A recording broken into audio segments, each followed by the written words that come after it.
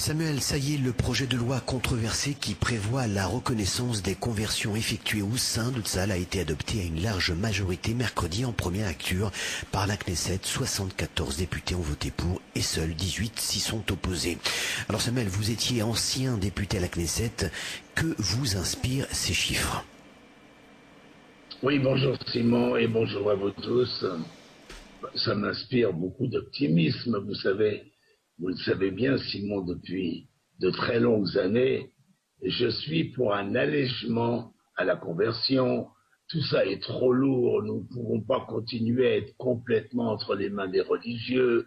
Je pense que c'est une grande victoire que nous avons obtenue, que les soldats à l'armée puissent se convertir à notre religion avec une certaine facilité, sans passer par la halakha, cette espèce d'engin tellement lourd.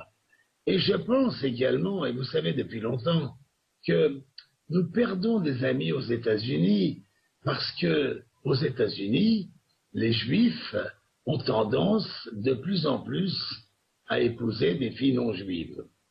Et le contraire également.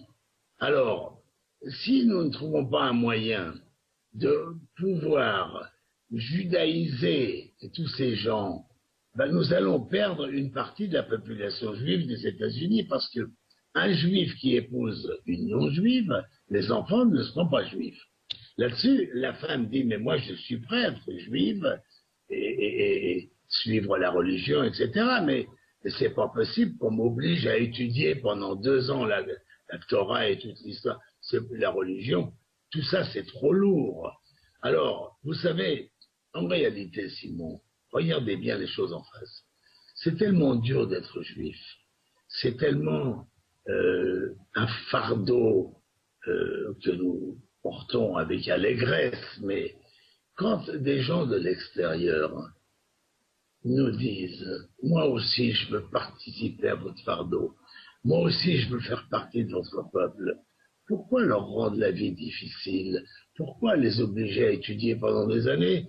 Tous abandonnent au milieu des études. Il faut jouer le jeu. Chaque personne qui veut être juive, elle sera juive. Vous savez, on l'a vu dans l'émigration russe. Il y a eu certaines quantités de Russes qui sont venus et qui n'étaient pas juifs. Mais j'en ai questionné beaucoup, j'en ai interviewé beaucoup.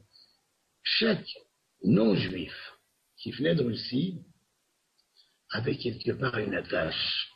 Ou bien son frère avait épousé une juive, ou bien son beau-frère s'était marié, était rentré dans une famille juive. Enfin, pas un seul n'est venu sans une raison, si vous voulez.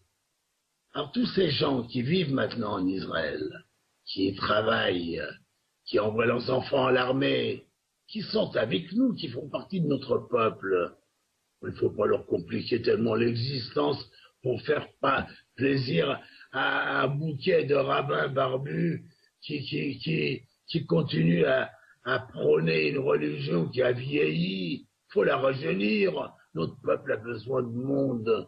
Et tous ces gens veulent devenir des juifs. Mais bien entendu que nous les voulons également. Il faut donc faciliter la conversion au maximum, comme font les libéraux aux États-Unis, mais malheureusement, c'est pas reconnu par la officielle religion. Donc, de toute façon, moi, je suis pour que notre peuple devienne plus important et que nous soyons 10 millions de juifs dans ce pays. Ça, pour lutter contre la horde des pays arabes qui nous sont hostiles, croyez-moi, on en a bien besoin. Alors, c'est un problème presque de survie. Alors, il faut les accueillir. C'est nos frères, c'est notre peuple. Merci à vous. Voilà. Dizengoff Center, l'espace commercial le plus vaste et le plus diversifié d'Israël. Dizengoff Center, une destination à ne surtout pas manquer lors de vos prochains séjours à Tel Aviv.